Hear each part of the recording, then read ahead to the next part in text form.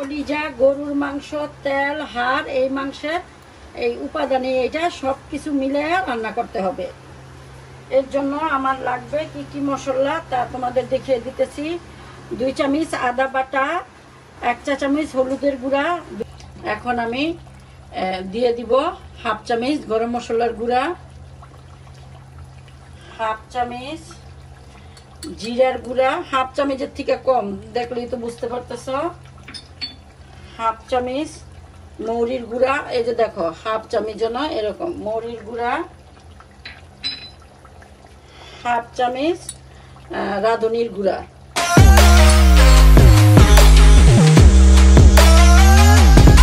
আসসালামু আলাইকুম ভিউয়ার্স, আজ আমি আরেকটি রেসিপি নিয়ে হাজির হলাম।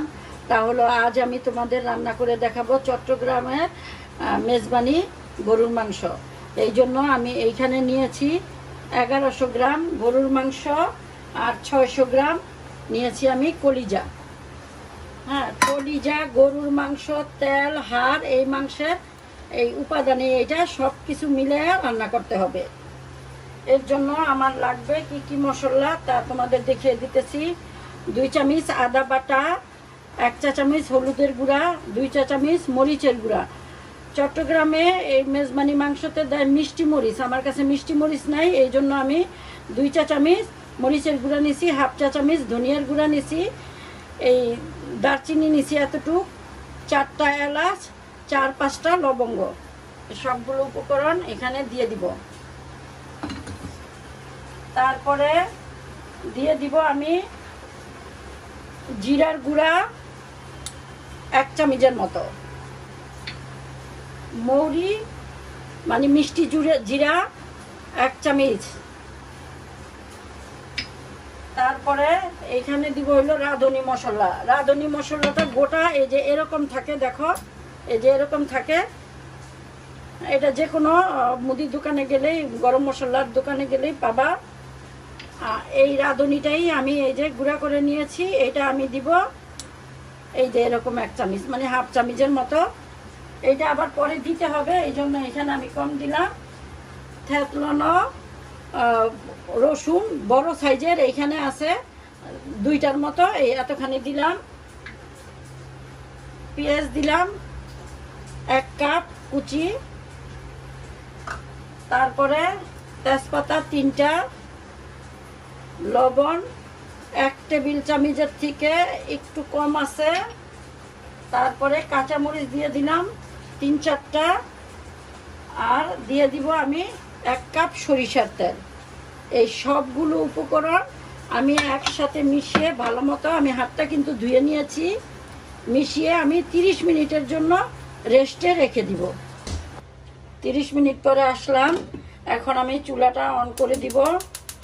প্রথম 5 মিনিট হাই হিটে দিব এবং ঢেকে দিব।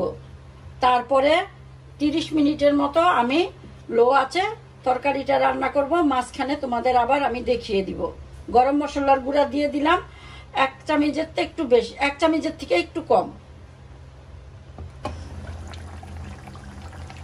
দেখো প্রায় আমি 30 মিনিট পরে ফিরে আসছি।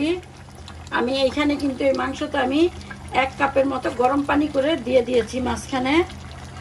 দেখো কত সুন্দর। আরও আমি 10 মিনিটের মতো রাখবো মাংসটা। আমার মাংসটা প্রায় সিদ্ধ হয়ে গিয়েছে, 10 মিনিট রাখলে একটু ভালো হবে। আমার রান্নাটা দেখো প্রায় হয়ে গিয়েছে। পেঁয়াজ বুঝতে পারবা না, দুর্দান্ত ঘেরান বের হইতেছে, খেতে খুব ভালো লাগবে। এখন আমি দিয়ে দিব হাফ চামচ গরম মশলার গুঁড়া,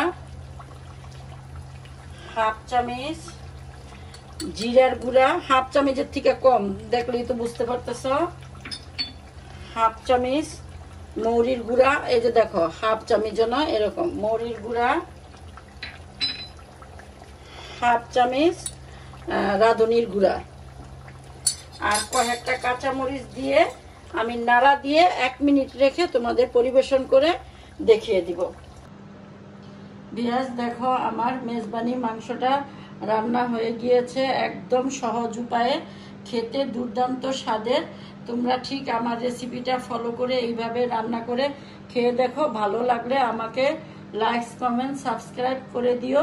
আর ফেসবুক থেকে দেখলে আমাকে একটি ফলো করে দিও। আল্লাহ হাফেজ।